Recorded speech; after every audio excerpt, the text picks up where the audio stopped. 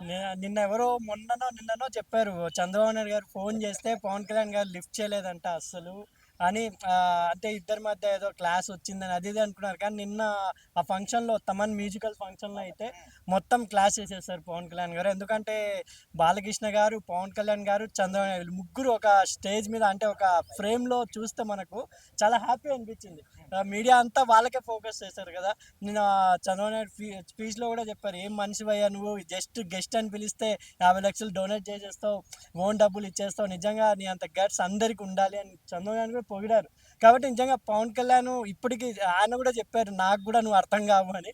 నిజంగా ఆయన ఎవ్వరికీ అర్థం కాదు. జస్ట్ విమర్శలు చేసే వాళ్ళకి కూడా ఆశ్చర్యపోయేలా ఆయన ప్రవర్తన ఉంటుంది. కాబట్టి నిన్న వితౌట్ అంతమంది పబ్లిక్‌లో కూడా చెప్పులు లేకుండా ఎళ్లి స్టేజ్ మీద అంటే ఒక దీక్షలో ఉన్నారు కాబట్టి, అంటే ఒక ప్రైవేట్ ఫంక్షన్ అయినా ఒక అక్కడ ఓజీ అని తమన్ కూడా ఉన్నాడు కాబట్టి ఓజీతో మారుమోగిపోయింది.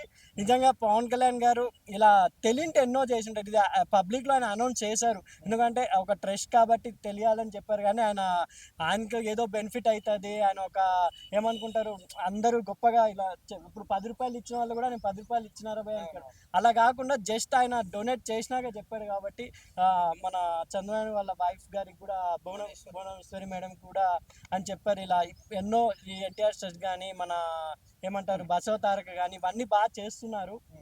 నిజంగా ఇప్పుడు ప్రభుత్వం వచ్చినా కూడా వాళ్ళు అమరావతి మీద ఎక్కువ దృష్టి పెట్టారు కాబట్టి ఇంకొంచెం ఒక 4 years ఇంకా డెవలప్ అవుతుందని అనుకుంటున్నాను. ఎప్పుడు చూసినా ఇట్లా దాన ధర్మాలు చేస్తా ఉంటారు కదా, మరి వాళ్ళ కొడుకుకి ఏమన్నా ఆస్తులు అది కూడా నేను పిచ్ చూసిన మీ కిరానందన్ నీకు ఇచ్చిన ఆస్తి ఇంత ఫ్యాన్స్. ఎందుకంటే మీరు చూసారో లేదో థియేటర్లో బొమ్మ పడింది అప్పుడే ఆ కిరానందన్ మిర్చి యాడ్ వేసి వాడు ఉన్నాడు వారసుడు ఎలా ఉన్నా అంటే హైట్ కట్అవుట్. నిజంగా సినిమా అసలు ఒక్క సినిమా కూడా అనౌన్స్ చేయకముందే థియేటర్లో బొమ్మ పడ్డం అకిరానందన్ గారికి పవన్ కళ్యాణ్ ఇచ్చిన అదే ఆస్తి అనుకుంటా. ఎందుకంటే అదే ఆస్తి అకిరానందన్ కి. అంత హైట్ అంత ఉండే అతనికి నిజంగా చెప్పాలి అకిరానందన్ గారికి ప్రజలు ఇప్పుడు ఆయన నిలబెట్టుకోగలిగితే పవన్ కళ్యాణ్ గారి ఫ్యాన్స్ ఆయనకు కూడా ఫిదా అయిపోతారు నా అభిప్రాయం.